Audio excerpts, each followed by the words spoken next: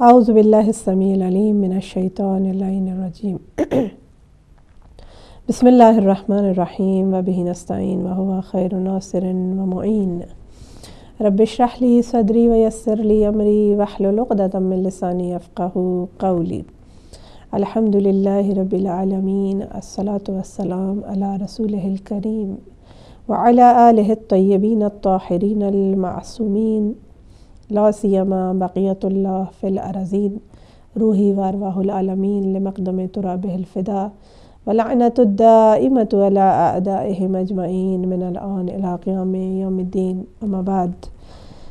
قال اللہ تبارک و تعالی فی کتابہ المجید وفرقانہ الحمید بسم اللہ الرحمن الرحیم ذالک الکتاب لا ریب فیہ۔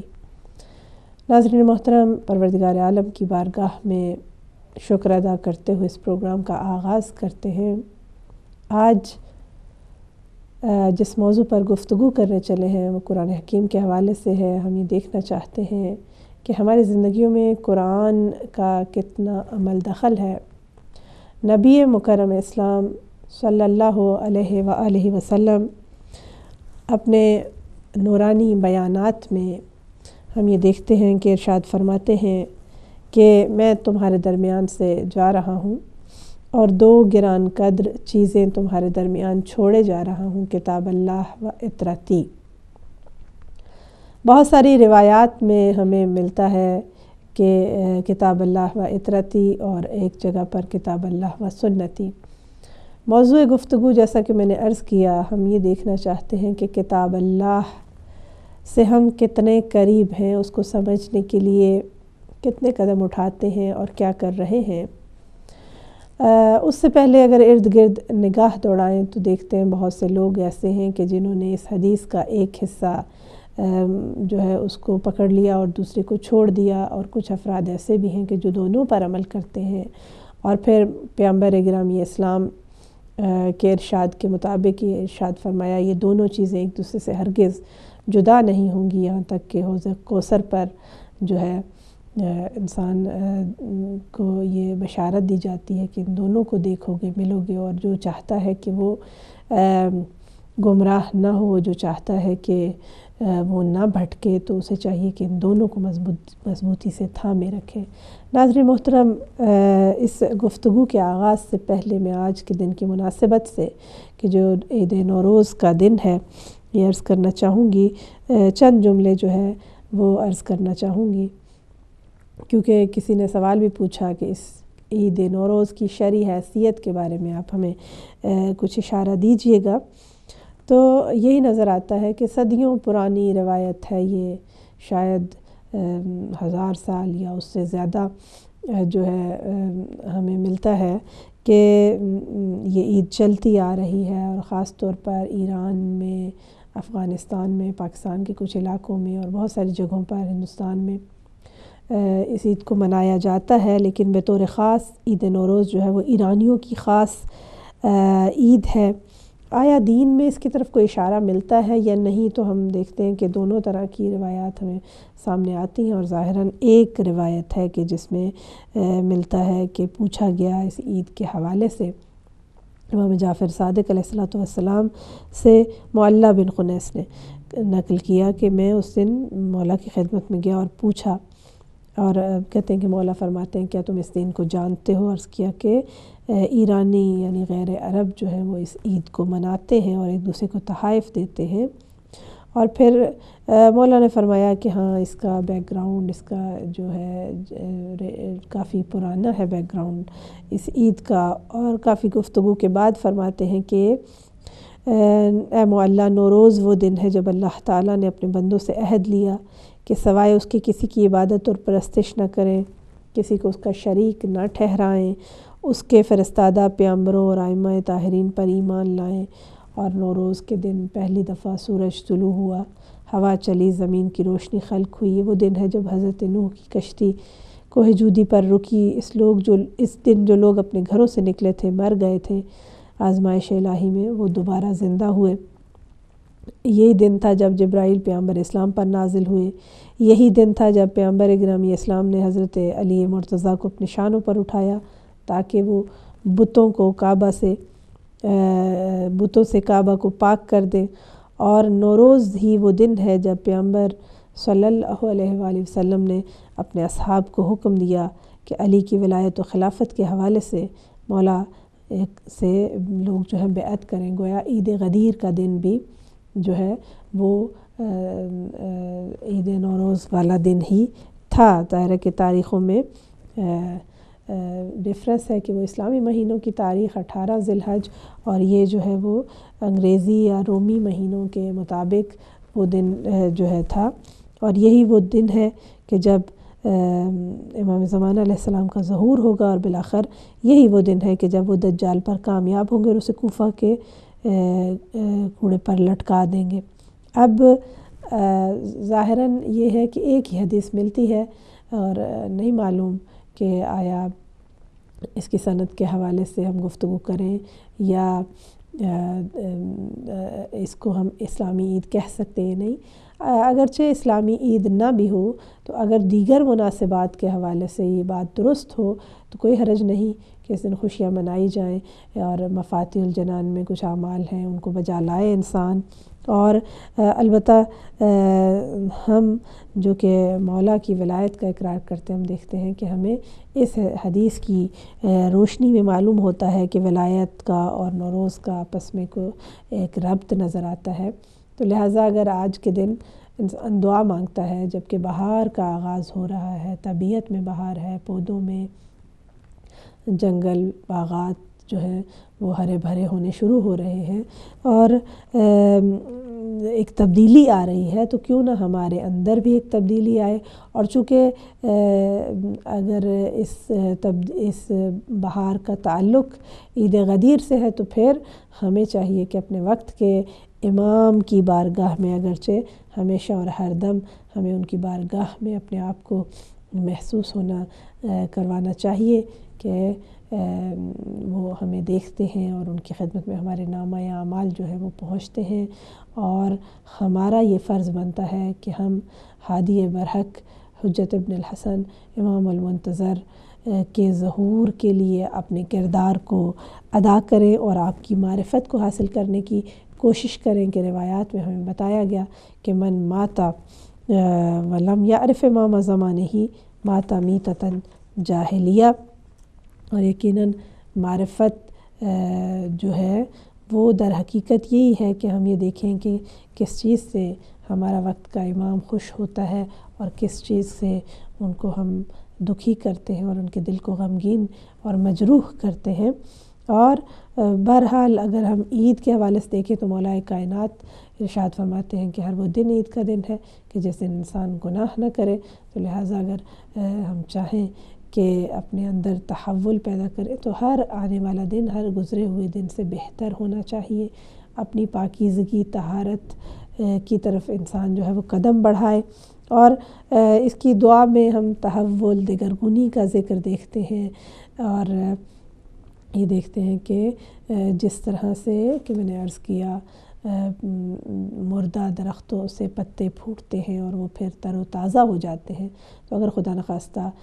ہمارے قلوب مردہ ہو چکے ہیں اور ان میں کجی آ چکی ہے، ان میں کوئی خشکی طاری ہے، تو ہم اس کو بھی تازہ کرنے کی کوشش کریں، اس کو تبدیل کرنے کی کوشش کریں۔ انسان اپنی روح، اپنی روان، اپنی سوچ، اپنے غلط عقیدوں کو، اپنے اندر موجود برائیوں کو اچھائیوں میں تبدیل کرے، اور انشاءاللہ انسان جو ہے وہ بہترین حالات کی طرف، کمال کی طرف گامزن ہو، اور یہاں تک کہ تقرب پروردگار، قرب رضوان کو حاصل کرے، تو انشاءاللہ وہ دن اس کے لیے یقیناً عید ہی کا دن ہے۔ تو میں عرض کر رہی تھی کہ پروگرام کا ٹاپک قرآن حکیم ہے۔ پیغمبر اسلام نے فرمایا 2 چیزیں چھوڑے جا رہا ہوں تمہارے درمیان، قرآن اور عطرت۔ آپ دیکھیے کہ ایک گروہ ایسا ہے کہ جو صرف قرآن سے وابستہ ہو گیا اور اہل بیت اطہار علیہ السلام کے دامن کو چھوڑ دیا، اور اپنے ہی طور پر ان کا خیال ہے کہ قرآن سے استفادہ کیا جائے اور ان کے وارثوں کی رہنمائی کی ضرورت محسوس نہیں کرتا۔ اور ایک گروہ جو ہے ہم یہ دیکھتے ہیں کہ قرآن سے بہت زیادہ دور ہو گیا اور صرف اہل بیت کو تو یقیناً پیغمبر گرامی اسلام کے فرمان کے مطابق ان دونوں میں جدائی جو ہے وہ نہیں ہونی چاہیے. ہمیں ان دونوں کا دامن کو تھامنا ہے، ہمیں ان دونوں کے در پر جھکنا ہے، اور تبھی انسان کا جو ہے نا وہ دنیا اور آخرت میں بچاؤ ہو سکتا ہے. آپ یہ دیکھیے کہ قرآن حکیم کے بارے میں پیغمبر فرماتے ہیں کہ علیکم بالقرآن فاتخذوہ اماما وقائدا. تو کیسا عظیم معجزہ ہے قرآن کریم. ہر نبی کو معجزے عطا ہوئے لیکن وہ اسی وقت سے مختص تھے، اور جب وقت گزر گیا تو معجزے جو ہیں وہ ختم ہو گئے. لیکن ہم اس نبی کی امت ہیں کہ جن کا معجزہ زندہ و جاوید ہے، جن کا معجزہ قرآن کریم ہے. اور علامہ طباطبائی رضوان اللہ تعالی علیہ رحمۃ اللہ علیہ المیزان میں ارشاد فرماتے ہیں کہ قرآن کریم 11 راستوں سے معجزہ ہے، اور بعض دیگر علماء جیسے علامہ مجلسی نے فرمایا کہ 15 راستوں سے معجزہ ہے. آپ دیکھیے کہ بڑے سے بڑے دانشمند، سائنسدان، بڑا سے بڑا اسکالر جب کوئی بات کرتا ہے، کوئی تحقیق کرتا ہے، کوئی فارمولہ تیار کرتا ہے، کوئی تجربہ کرتا ہے، تو اس کو آگے لے جانے کی گنجائش جو ہے اس میں موجود ہوتی ہے، اس بات میں تبدیلی کی گنجائش جو ہے وہ موجود ہوتی ہے. کئی دفعہ ہم دیکھتے ہیں کہ ایک فرضیہ سامنے آتا ہے، ایک ریسرچ سامنے آتی ہے، کچھ سالوں کے بعد معلوم ہوتا ہے کہ نہیں یہ غلط تھی، یا اس میں بہتری کی گنجائش موجود ہے، یا حتیٰ یہ کہ انسان اپنی بات کرتا ہے، گفتگو کرتا ہے، سوچتا ہے، اور وقت گزرنے کے بعد ایک وقت ایسا آتا ہے کہ وہ سمجھ جاتا ہے کہ میں ٹوٹلی غلط تھا، یا یہ میری گفتگو جو ہے وہ صرف اس زمانے سے مختص تھی جب میں نے یہ بات کی تھی، اور آج یہ قابل عمل نہیں ہے. لیکن قرآن ایک ایسا دائمی معجزہ ہے. جی کالر ایک ہمارے ساتھ ہے. السلام علیکم. السلام علیکم. ہیلو، السلام علیکم. وعلیکم السلام. کون بہن اور کہاں سے؟ جی میں پرسوں سے بات کر رہی ہوں. میں نے یہی پوچھنا ہے، میں آپ کا پرسنل نمبر لے سکتی ہوں؟ جی آپ کنٹرول روم سے رابطہ کیجئے تو آپ کو وہ دے دیں گے نمبر انشاءاللہ. جی آپ ہولڈ کیجئے، کنٹرول روم میں آپ کو جو ہے وہ بتا دیا جائے گا انشاءاللہ.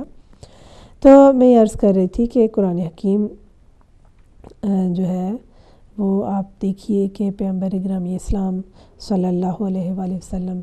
کی آغاز رسالت کو اگر ہم دیکھتے ہیں، فرض کریں کہ 40 سال کی عمر میں مبعوث برسالت ہوئے، اور 63 سال تک جو آیات بھی نازل ہوئیں، کچھ آیات حالت جنگ میں نازل ہوئیں، کچھ صلح کی حالت میں، مختلف حالات میں. اب ان آیات کا آپس میں کوئی تناقض نہیں ہے، کوئی کلیش نہیں ہے کہ یہ آیت پہلے نازل ہوئی ہے ان حالات میں، ان حالات میں، بلکہ کوئی یہ نہیں کہہ سکتا کہ اب پہلے تو فرض کریں کہ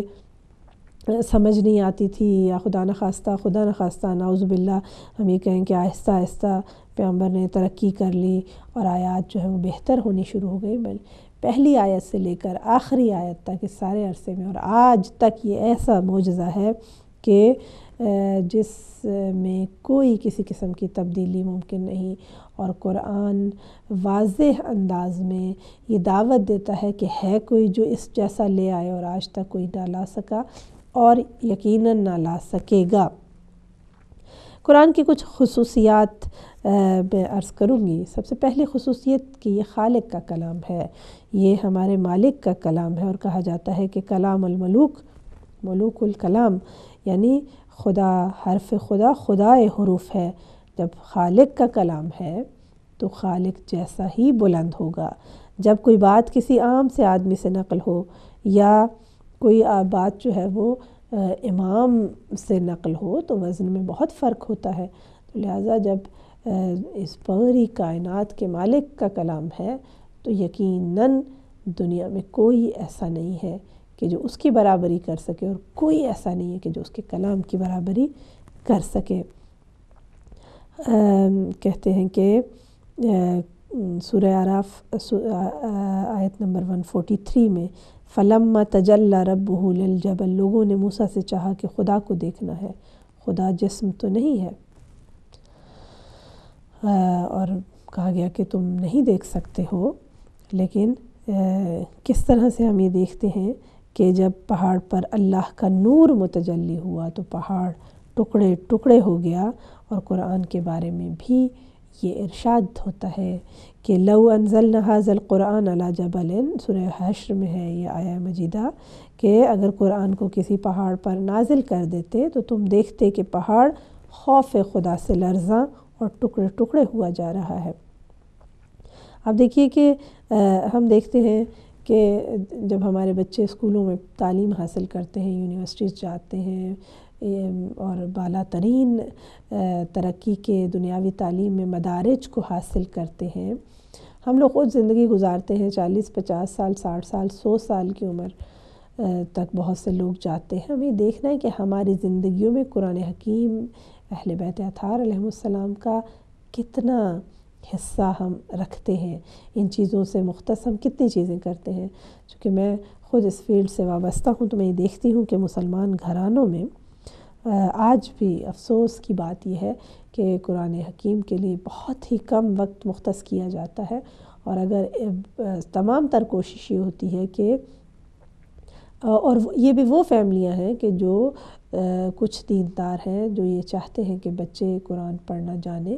تو ان کی تمام تر کوشش یہ ہوتی ہے کہ ایک بار بچہ ناظرہ قرآن پڑھ لے، اور اس کے بعد ہم یہ سمجھتے ہیں کہ ہماری ذمہ داری قرآن حکیم کے حوالے سے ادا ہو گئی۔ اب اس کے بعد کچھ افراد ایسے ہیں کہ جن کے گھروں کا ماحول ایسا ہے کہ قرآن حکیم کی تلاوت کی جاتی ہے، جبکہ کچھ گھروں میں نوجوان بچے اور بچیاں ایک بار 2 بار 4 بار قرآن حکیم کی تلاوت ختم کرنے کے بعد کہا جی جس بچے نے 4 دفعہ قرآن پڑھا ہے، اس نے 5 دفعہ پڑھا ہے، اس نے 1 دفعہ پڑھا ہے، اور پھر اس قرآن پاک کو ایک سائڈ پر رکھ دیا جاتا ہے، اور پھر اس کو اس وقت استعمال کیا جاتا ہے کہ جب کوئی دنیاوی مشکل آتی ہے۔ ہم یہ دیکھتے ہیں بعض اوقات شادیوں میں کہیں ڈھونڈ ڈھانٹ کر اوپر سے غلاف اتارا جاتا ہے، یا غلاف ہی کے ساتھ جو ہے وہ بیٹی کو قرآن کے سائے تلے ہم رخصت کرتے ہیں۔ کبھی قسم کھانے کی نوبت آتی ہے تو قرآن پاک کو ڈھونڈا جاتا ہے، کبھی استخارہ کی ضرورت ہوتی ہے، اور جبکہ ہم یہ دیکھتے ہیں کہ قرآن کریم جو ہے وہ کتاب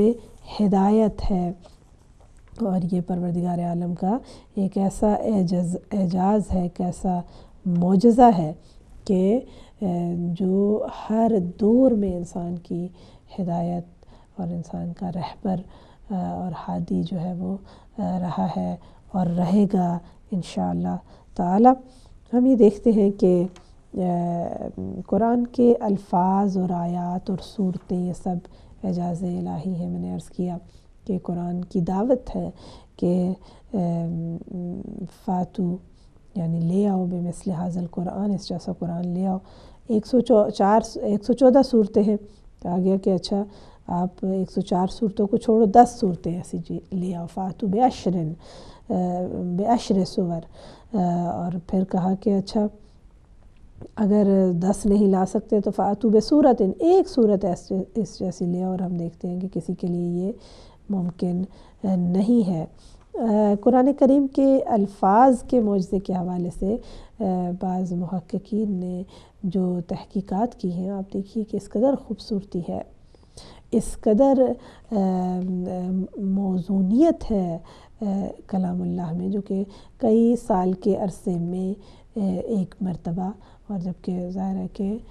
اس کا نزول دفعی اور تدریجی دونوں طرح سے ایک دفعہ بھی ہوا اور آہستہ آہستہ بھی ہوا۔ دیکھیے کہ کس قدر موزوں ہے اس کے الفاظ۔ قرآن حکیم میں لفظ دنیا جو ہے وہ 115 مرتبہ استعمال ہوا ہے، اور لفظ آخرت جو دنیا کے اپوزٹ ہے وہ بھی 115 مرتبہ قرآن حکیم میں استعمال ہوا ہے۔ قرآن حکیم میں لفظ رحمان 57 مرتبہ استعمال کیا گیا ہے، جبکہ لفظ رحیم 114 مرتبہ، یعنی ڈبل۔ ہم دیکھتے ہیں کہ رحیم دنیا اور آخرت دونوں کے لیے ہے۔ جب ہم کہتے ہیں کہ اللہ تبارک تعالیٰ رحمان ہے اور رحیم ہے، تو رحیم ہونے کی صفت دنیا اور آخرت دونوں کے لیے ہے، تو 57 کو آپ 2 سے ضرب دیں تو 114 بنتا ہے۔ موت کا لفظ 145 دفعہ اور حیات کا لفظ بھی 145 سیم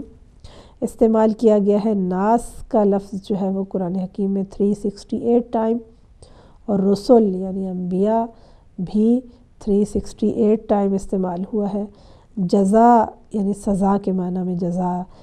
کا لفظ جو ہے وہ 117 مرتبہ قرآن کریم میں یہ لفظ جو ہے وہ آیا ہے، اور آپ دیکھیے کہ بخشش اور مغفرت کے حوالے سے 234 مرتبہ ذکر ہوا ہے مغفرت کا لفظ، سیئات گناہ 180 مرتبہ استعمال ہوا ہے، صالحات نیک اعمال جو ہے یہ لفظ بھی، صالحات کا لفظ بھی 180 مرتبہ قرآن کریم میں استعمال ہوا ہے۔ آپ دیکھیے کہ ایک سال میں کتنے دن ہیں، ہم دیکھتے ہیں کہ 365 برس ایک سال میں ہے۔ لفظ یوم کہ جس کا معنی دن کے ہے 365 ٹائم قرآن پاک میں استعمال کیا گیا ہے۔ لفظ عسر 12 مرتبہ استعمال ہوا ہے، لفظ یسر 36 ٹائم قرآن کریم میں استعمال ہوا ہے، یعنی ہر ایک سختی کے ساتھ انسان کے لیے 3 آسانیاں ہیں۔ اور بعض اوقات ہم دیکھتے ہیں کہ جب کوئی مشکل آتی ہے انسان یہ سمجھتا ہے کہ بس زندگی جو ہے وہ ختم ہو گئی اور صرف مشکلات ہی مشکلات ہیں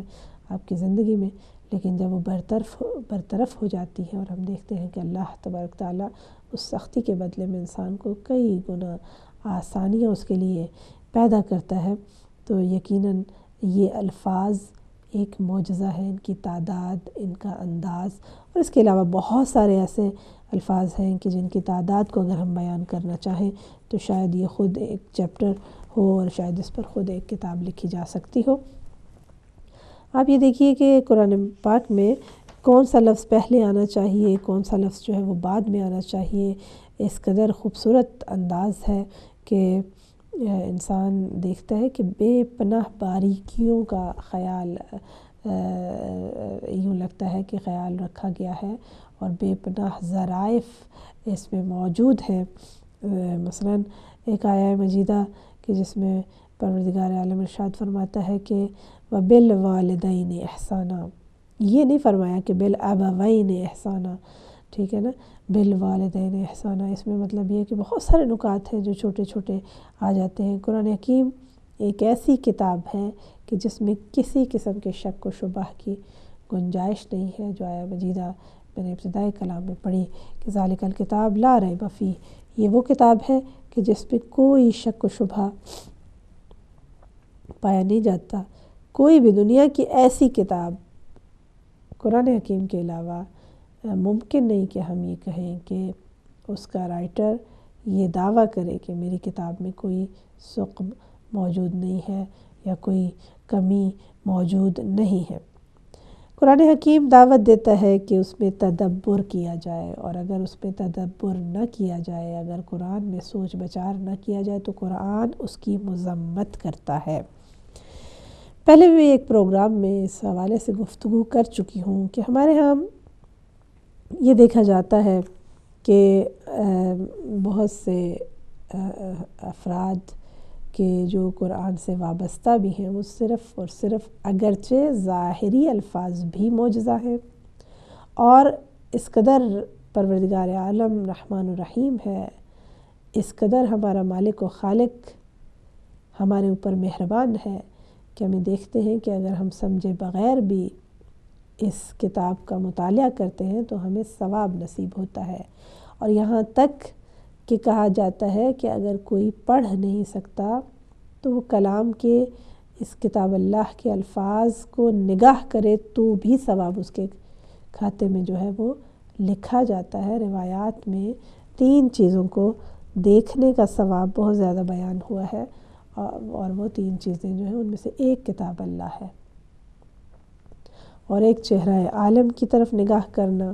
اور ایک والدین کے چہرے کی طرف نگاہ کرنا، محبت بھری نگاہ کرنا، اس کے لیے ثواب ذکر ہوا ہے۔ لیکن اس کے باوجود ہم دیکھتے ہیں کہ سورہ مبارکہ محمد میں آیت نمبر 24 میں آپ دیکھیے کہ کس طرح سے دعوت کی گئی ہے کہ تدبر کیا جائے، اور پھر مذمت کی گئی ہے کہ اگر کوئی قرآن میں سوچ بچار نہ کرے۔ ارشاد ہوتا ہے افلا یتدبرون القرآن، تو کیا یہ لوگ قرآن میں ذرا بھی غور نہیں کرتے؟ ام علی قلوب اقفالها، یا ان کے دلوں پر قفل پڑے ہوئے ہیں۔ یعنی یہ تنہا وہ علم ہے کہ جس کی پوچھ گچھ ہو سکتی ہے، روز قیامت یہ نہیں پوچھا جائے گا کہ آپ نے دنیا کی فلاں ڈگری کو حاصل کیا یا نہ کیا، لیکن پوچھا جائے گا کہ قرآن میں تدبر کی جب دعوت دی گئی تھی تو تم نے سوچ بچار کیا، تم نے اس کے اوپر جو ہے وہ تفکر کیا، اور پھر تدبر در حقیقت عواقب و نتائج کو سمجھنے کا نام ہے۔ اب آپ دیکھیے کیا ہم تدبر کرتے ہیں، ہماری محفلوں میں محفل قرآن ہوتی ہے، اور وہاں پر بیٹھ کر کبھی بعض محفلوں میں جاتی ہوں، میں دیکھتی ہوں کہ 2 دفعہ 3 دفعہ قرآن پاک کا ختم کیا جاتا ہے۔ میں دوبارہ عرض کروں گی کہ یقیناً تلاوت کا ثواب تو ملتا ہے، لیکن کہا گیا کہ اگر سوچ بچار نہیں کرو گے تو گویا تمہارے قلوب پر قفل پڑے ہوئے ہیں۔ تو کیا واقعی ہماری محفلوں میں ہم اس قدر قریب ہیں کہ زندگی ہماری جو ہے وہ قرآن کے مطابق گزرے؟ ظاہر ہے کہ اس وقت گزرے گی کہ جب ہم جو الفاظ پڑھتے ہیں ان کے معانی کو بھی سمجھنے کی کوشش کریں۔ اب دیکھیے کہ قرآن حکیم میں جتنے الفاظ ہیں، بعض محققین کا یہ خیال ہے کہ تقریباً 9000 الفاظ ظاہراً، اگر میں غلطی نہیں کر رہی تو ایسے ہیں کہ جن کو کے معانی کو انسان جانے، جو تکرار ہوئے ہیں قرآن پاک میں۔ 70 سم تھنگ ورڈز ہیں قرآن پاک کے، 75 یا 78 ہزار الفاظ ہیں، اور ان میں سے یہ الفاظ ایسے ہیں کہ جو تکرار ہوئے ہیں، بار بار ریپیٹ ہوئے ہیں۔ گویا اگر ان الفاظ کے معانی کو انسان جان لے تو قرآن حکیم کے ظاہری معانی کو انسان سمجھنے میں کامیاب ہو سکتا ہے۔ گویا کہ جب وہ مطالعہ کرتا ہے تو ساتھ ساتھ اس کو تھوڑی بہت جو ہے وہ سمجھ آتی ہے، اگر بغیر ٹرانسلیشن کے پڑھے۔ اور بعض اوقات میں دیکھتی ہوں کہ بعض بچے ماشاءاللہ سے بہت زیادہ اس چیز کی طرف دھیان دیتے ہیں، اور یہ کہتے ہیں کہ ہم عربی کے ساتھ ساتھ ٹرانسلیشن بھی پڑھیں تاکہ ہمیں معلوم ہو۔ اور الحمدللہ یہاں پر جس طرح سے اس پر کام شروع ہوا ہے، بہت سارے مراکز ایسے ہیں کہ جہاں پر قرآن پاک ترجمے کے ساتھ ورڈ بائی ورڈ پڑھایا جاتا ہے، اور الحمدللہ 3-4 مراکز میں خود بھی دیکھا کہ بہت ہی بہترین انداز میں بچے جو ہیں وہ قریب جا رہے ہیں۔ میں یہاں پر دعوت فکر دوں گی کہ یہ ضرور ہم گھروں میں ختم قرآن کی محفلیں رکھیں، لیکن اگر اس کے ساتھ ساتھ تھوڑی سی تفسیر قرآن کا درس ہو، تھوڑا سا یہ معلوم ہو کہ جو ہم پڑھ رہے ہیں اس کے معانی کیا ہے۔ سورہ مبارکہ یاسین کی تلاوت کی جاتی ہے، جی میں نے 40 دفعہ پڑھا ہے، میں نے 72 دفعہ پڑھا ہے، ضرور پڑھیں، لیکن اگر ایک دفعہ اس کا ترجمہ بھی پڑھ لیں، اگر محفل میں موجود افراد جو کہ جانتے ہیں یا کسی عالم کو آپ دعوت دیں اور وہ 2 آیتوں کا، 4 آیتوں کا، 5 آیتوں کا، ایک صفحے کا مفہوم، معانی، تفسیر اس کا جو ہے وہ بیان کرے، تاکہ ہم زیادہ سے زیادہ اپنے پروردگار عالم کے اس پیغام کو سمجھیں اور اس کے مطابق زندگی کریں تو یقیناً زندگی بہت ہی خوبصورت ہو سکتی ہے۔ امام علی علیہ السلام ارشاد فرماتے ہیں کہ قرآن میں پچھلوں کی اور آنے والوں کی خبریں اور تمہارے درمیان جاری احکام کے امور آئے ہیں۔ جی ایک کالر ہمارے ساتھ ہیں۔ السلام علیکم۔ ہیلو، السلام علیکم۔ السلام علیکم جی وعلیکم السلام۔ میرے کون بھائی کہاں سے؟ میں سجاد حسین بول رہا ہوں جی، کارڈف سے۔ جی فرمائیے میرے بھائی۔ میں جمعے کے دن مسجد میں نماز پڑھنے گیا تو مولوی صاحب نے ایک مسئلہ کیا، مجھے سمجھ نہیں ہے کہ انہوں نے قرآن کی کوئی صورت پڑھی یا حدیث پڑھی، مگر اس میں یہ پڑھا کہ ایک وقت آئے گا کہ کچھ لوگ میرے اہل بیت سے بغض کر کے اسلام سے باہر ہو جائیں گے اور کچھ لوگ میرے اصحابہ سے بغض کر کے اسلام سے باہر ہو جائیں گے۔ اس کی ذرا وضاحت کرے۔ اس کے بعد تو مجھے بہت پریشانی ہے کہ ایسے لوگ تو ہیں مسلمانوں میں جو اہل بیت سے بھی بغض کرتے ہیں اور اصحابہ میں سے بھی بغض کرتے ہیں، اپنا ان کو خیال نہیں ہے کہ ہم کیا کر رہے ہیں۔ ٹھیک ہے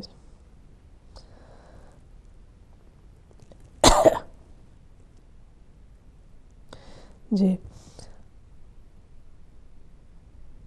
اگر موضوع سے ریلیٹڈ سوال آئیں اور گفتگو ہو تو ہمیں زیادہ خوشی ہوگی انشاءاللہ۔ بہرحال بیان کرتے ہیں۔ میرے مولا نے فرمایا کہ قرآن تمہارے دردوں کی دوا ہے، جو تمہارے درمیان نظم و ضبط پایا جاتا ہے وہ اسی کتاب اللہ کی بدولت ہے۔ اور پیغمبر گرامی اسلام بھی ارشاد فرماتے ہیں کہ جو بھی اولین و آخرین کا علم چاہتا ہے پس قرآن میں تأمل کرے۔ اور اسی طرح سے پیغمبر اسلام فرماتے ہیں کوئی ایسا موضوع نہیں ہے کہ دو افراد کا اختلاف ہو اور قرآن میں اس کی اصل ہو، لیکن لوگوں کی عقل وہاں پہنچ نہیں پاتی۔ قرآن حکیم جو ہے وہ ارشاد ہوتا ہے کہ وَإِنَّ لَهُ لَحَافِظُونَ، تاریخ جعلی ہو سکتی ہے، حدیث نقلی ہو سکتی ہے، بنائی ہوئی ہو سکتی ہے، شعر جھوٹا ہو سکتا ہے، لیکن قرآن میں ایسا ممکن نہیں ہے، کیونکہ وہ کتاب ہے کہ جس کا محافظ خود پروردگار عالم ہے، اور جس کی حفاظت خدا خود کرے اس کو کوئی نقصان کیسے پہنچا سکتا ہے، اور اس میں خدا نخواستہ جال اور جھوٹ اور کذب کا عمل دخل ہو ہی نہیں سکتا۔ بس قرآن جو ہے اس کی انشورنس پروردگار عالم نے کہا کہ انشورڈ ہے قرآن، ہماری دسترس میں ہے ہمیشہ قرآن حکیم۔ ہر زمانے میں قرآن جدید ہے، ہر زمانے میں قرآن تازہ ہے۔ مولا کائنات فرماتے ہیں کہ جتنا بھی تکرار ہو کہنا نہیں ہوتا، پرانا نہیں ہوتا۔ بعض اوقات میں اکثر یہ جملہ عرض کرتی ہوں کہ بعض اوقات جب ہم تلاوت کرتے ہیں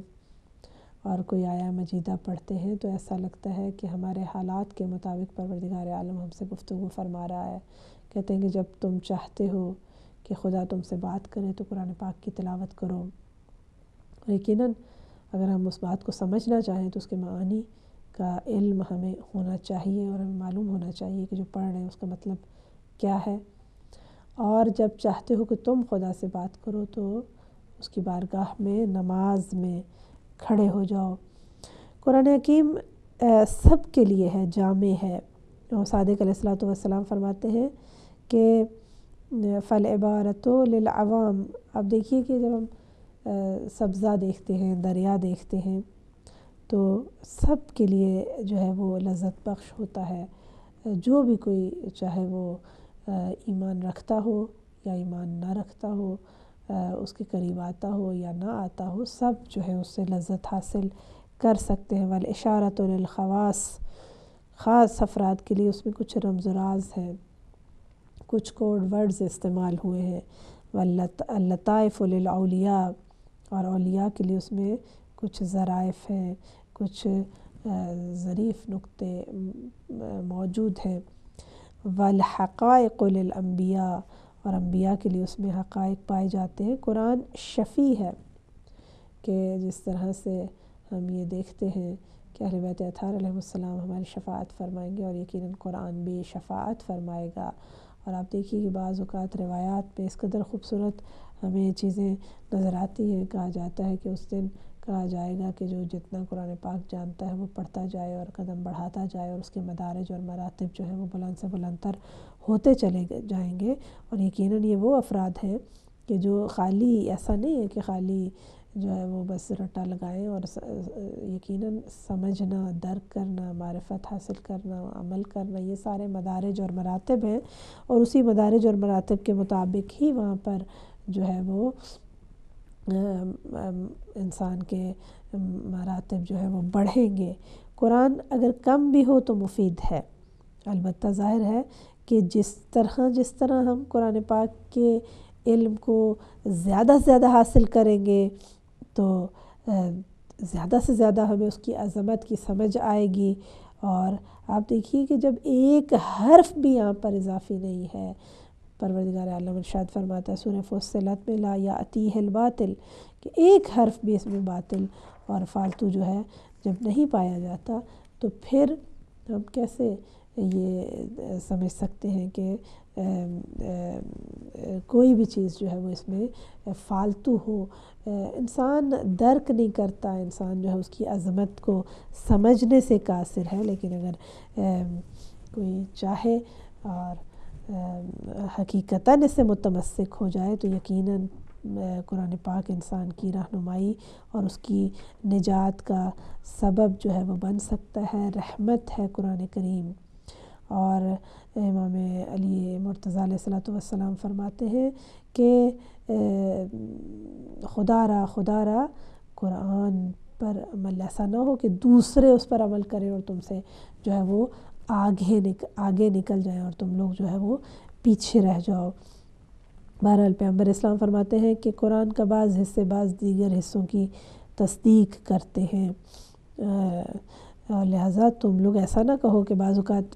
لوگ کہتے ہیں جی یہ آیت اس آیت سے ناسازگار ہے، نہیں، ایسا ممکن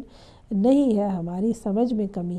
ہو سکتی ہے، لیکن قرآن حکیم کی تعلیمات میں کسی قسم کی کمی یا کجی یا خدا نخواستہ اس طرح سے نہیں ہو سکتی۔ اسی طرح سے ہم دیکھتے ہیں کہ بہترین گفتگو ہے، بہترین سخن ہے، اور جیسا کہ میں نے عرض کیا کہ ہر زمانے کے لیے جو ہے وہ قرآن پاک ایسا ہے کہ جتنا بھی بار بار دہرایا جائے یہ پرانا نہیں ہوتا۔ امام صادق علیہ الصلوۃ والسلام سے سوال ہوا کہ کیا اس کا راز ہے کہ قرآن کریم جتنا زیادہ پڑھا جاتا ہے اور جتنا زیادہ اس کے بارے میں گفتگو کی جاتی ہے، بحث کی جاتی ہے، اس کی تازگی اور تراوت جو ہے وہ اس میں اضافہ ہوتا چلا جاتا ہے۔ فرمایا کہ کیونکہ پروردگار عالم نے اس کو خاص زمانے اور خاص لوگوں کے لیے قرار نہیں دیا، تو لہٰذا ہر زمانے میں اور ہر قسم کے افراد کے لیے روز قیامت تک یہ تازہ اور باتراوت جو ہے وہ ہے۔ اسی طرح سے روایات میں ہمیں یہ ملتا ہے کہ قرآن کریم ایک ایسی ثروت ہے کہ اس کے علاوہ اگر آپ کے پاس یہ خزانہ نہیں ہے تو پھر آپ امیر نہیں ہو سکتے، اور اگر قرآن کا خزانہ کسی کے پاس موجود ہے تو پھر وہ اس کے پاس کوئی کسی قسم کا فقر نہیں ہے۔ امام صادق علیہ الصلوۃ والسلام ارشاد فرماتے ہیں کہ جو قرآن پڑھتا ہے وہ کبھی فقیر نہیں ہوتا۔ کہتے ہیں کہ آپ یہ دیکھیے کہ قرآن کو تعلیم دینا، قرآن کی تعلیم کو حاصل کرنا، دونوں جو ہے وہ ثواب ہے۔ اور امام صادق علیہ الصلوۃ والسلام فرماتے ہیں کہ مومن اس سے پہلے کہ مر جائے اس کو چاہیے کہ وہ قرآن کریم کو سیکھے، اور یا پھر سیکھتے ہوئے اس راستے میں اس دنیا سے چلا جائے۔ قرآن اللہ کی ضیافت کا دسترخوان ہے، بس انسان جتنا بھی استفادہ کرنا چاہتا ہے اس دسترخوان پر، بھوکا نہ اٹھے، سیر ہو کر اٹھے، اس ضیافت الہی کو سیکھے۔ اور اسی طرح مولا کائنات فرماتے ہیں کہ قرآن کو سیکھو اس لیے کہ بہترین سخن ہے، اس لیے کہ اس میں اگر سوچ بچار کی جائے تو دلوں کی بہار ہے۔ اور آج جب ہم بہار کا تذکرہ کرتے ہیں، جب ہم دلوں کے حالات کو موڑنے کا تذکرہ کرتے ہیں، جب ہم تحول کو، تغیر کو دیکھتے ہیں، تو قرآن حکیم انسان کی زندگی کو بالکل بدل سکتا ہے، اس کو بالکل نجات دے سکتا ہے تمام تر برائیوں سے، انسان کو اچھائیوں کی طرف، تاریکیوں سے انسان نور کی طرف سفر کر سکتا ہے۔ اور اس کے لیے ظاہری سی بات ہے کہ تدبر کرنا ضروری ہے، قرآن حکیم کی فریاد کو سننا ضروری ہے، قرآن حکیم کی دعوت کو سننا ضروری ہے، اور در حقیقت اس طرح سے ہم پروردگار عالم کی تعظیم کرتے ہیں۔ اس لیے کہ اگر کسی کی گفتگو ہم سنیں اور اس کو توجہ نہ دیں، احترام نہ دیں، تو اگر وہ دنیاوی شخصیت ہو تو ہر کوئی جو ہے وہ کہتا ہے کہ اچھا یہ فلان شخص منسٹر ہے یا صدر ہے یا فلان عہدے پر فائز ہے، اور دوسروں کو چاہیے کہ جو کم تر ہے وہ سنیں۔ جب خالق و مالک کا کلام ہو، اور اگر خدا نخواستہ انسان اگنور کرے اور اپنی زندگیوں کو اس کے مطابق ڈھالنے کی کوشش نہ کرے تو، اور یا پھر اس کو پڑھے ضرور لیکن اس پر عمل نہ کرے، تو پھر بعض اوقات قرآن حکیم خود یہ فرماتا ہے کہ بہت سے لوگ ایسے ہیں جو پڑھتے ہیں لیکن قرآن ان پر جو ہے وہ مذمت کرتا ہے، تو ایسا نہیں ہونا چاہیے۔ انشاءاللہ پروردگار عالم نے ہمیں یہ بہترین نعمت عظیم عطا فرمائی قرآن اور اہل بیت اطہار علیہ السلام کی شکل میں، اور ہمارا بھی فرض ہے کہ ہم نمک حرام نہ ہوں بلکہ نمک حلال بنے۔ ہمیں بھائی نے ایک سوال کیا تھا، میں بھول گئی ہوں کہ کیا سوال تھا، دیکھتی ہوں ذہن میں آتا ہے تو اس کا بارے میں عرض کرتی ہوں۔ قرآن کی یہ فریاد ایک فریاد لکھی ہے شاعر نے، اور میرا دل چاہتا ہے کہ میں اس کو ذکر کروں اور پھر آپ سے اجازت چاہوں۔ عنوان ہے اس شعر کا قرآن کی فریاد۔ تاکوں میں سجایا جاتا ہوں، آنکھوں سے لگایا جاتا ہوں، تعویذ بنایا جاتا ہوں، دھو دھو کر پلایا جاتا ہوں، جزدان حریر و ریشم کے اور پھول ستارے چاندی کے، پھر عطر کی بارش ہوتی ہے، خوشبو میں بسایا جاتا ہوں، جس طرح طوطا مینا کو کچھ بول سکھائے جاتے ہیں، اس طرح پڑھایا جاتا ہوں، اس طرح سکھایا جاتا ہوں، جب قول و قسم لینے کے لیے تکرار کی نوبت آتی ہے، پھر میری ضرورت پڑتی ہے، ہاتھوں پہ اٹھایا جاتا ہوں۔ آج کل تو بڑا پچھلے دنوں رواج تھا کہ سیاستدان جب کوئی بات کرنی ہوتی تو قرآن ہاتھ میں لے کر آ جاتے تھے۔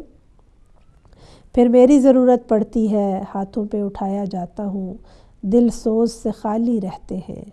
آنکھیں ہیں کہ نم ہوتی ہی نہیں،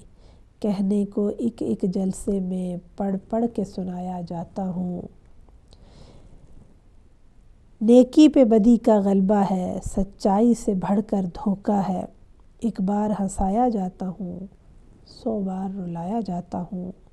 یہ مجھ سے عقیدت کے دعوے، قانون پہ راضی غیروں کے، یوں بھی مجھے رسوا کرتے ہیں، ایسے بھی ستایا جاتا ہوں، کسی بزم میں مجھ کو بار نہیں، کسی عرس میں میری دھوم نہیں، پھر بھی میں اکیلا رہتا ہوں، مجھ سا بھی کوئی مظلوم نہیں۔ اور یاد رکھیے کہ جو قرآن پاک گھروں میں ہو اور اس کو پڑھنے والا نہ ہو تو روایات کے مطابق روز قیامت وہ قرآن اللہ کی بارگاہ میں شکایت کرے گا، بالکل اسی طرح سے کہ جب اگر کسی علاقے میں کوئی عالم ہو اور کوئی اس سے استفادہ نہ کرے تو وہ بھی روز قیامت بارگاہ پروردگار میں شکایت کرے گا۔ اور اس کے ساتھ ہی میں اجازت چاہوں گی۔ ظاہراً جو میرے بھائی نے سوال پوچھا تھا شاید یہ تھا کہ کسی نے یہ کہا کہ اگر کوئی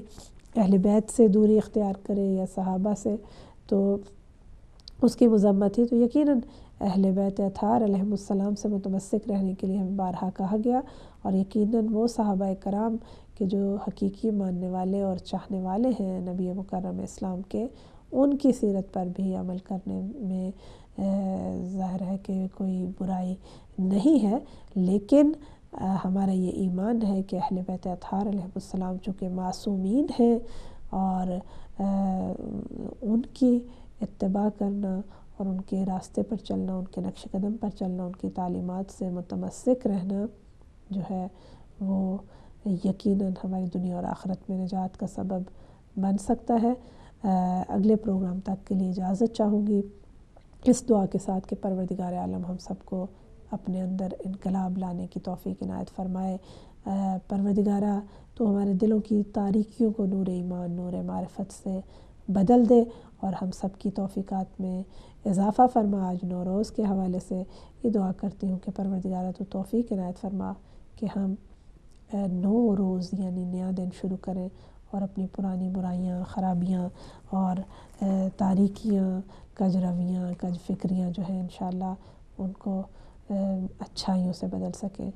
وصلی اللہ علی محمد وآلہ الطاہرین وعجل فرجہم اجمعین۔